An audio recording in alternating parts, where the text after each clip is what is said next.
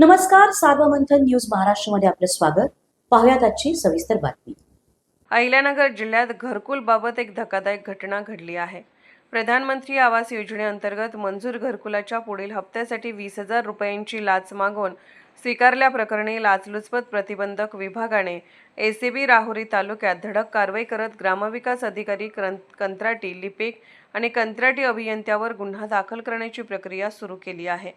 या कारवाईमुळे पंचायत स्तरावरील भ्रष्टाचार पुन्हा एकदा उघड झाला आहे.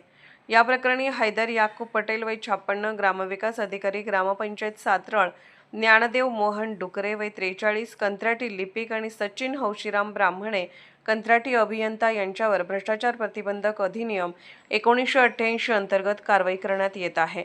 तक्रारदाराला सन 2023 मध्ये प्रधानमंत्री आवास योजनेअंतर्गत घरकुल मंजूर झाले होते. त्याला पहिला 15,000 व दुसरा 70,000 रुपयांचा हप्ता मिळाल्यानंतर पुढील हप्ता मंजूर करून देण्यासाठी आरोपींनी 20,000 रुपयांची लाच मागितल्याप्रकरणी तक्रार 29 जून रोजी एसीबीकडे करण्यात आली होती. त्यानुसार 30 जून रोजी पडताळणी करण्यात आली असता आरोपींनी लाचेची मागणी केल्याचे निष्पन्न झाले. त्यानंतर सापळा रचण्यात आला. या सापळ्यात कंत्राटी लिपिक ज्ञानदेव डुकरे यांनी तक्रारदाराकडून 20,000 रुपयांची लाच स्वीकारताना रंगेहात पकडण्यात आले. तर या व्यवहारासाठी इतर आरोपींनी प्रोत्साहन दिल्याचेही उघड झाले आहे. ही कारवाई पोलीस निरीक्षक सविता तांबे यांच्या नेतृत्वाखाली पार पडली असून पोलीस उपअधीक्षक अजित त्रिपुटे यांनी पर्यवेक्षण केले. पुढील तपास पोलीस निरीक्षक छाया देवरे करीत आहेत.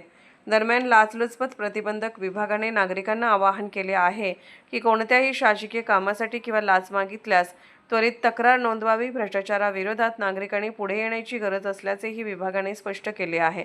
न्यूज महाराष्ट्र, सार्वमंथन, राहुरी, अहिल्यानगर. सार्वमंथन न्यूज महाराष्ट्राला लाईक करा, शेअर करा, सबस्क्राईब करा.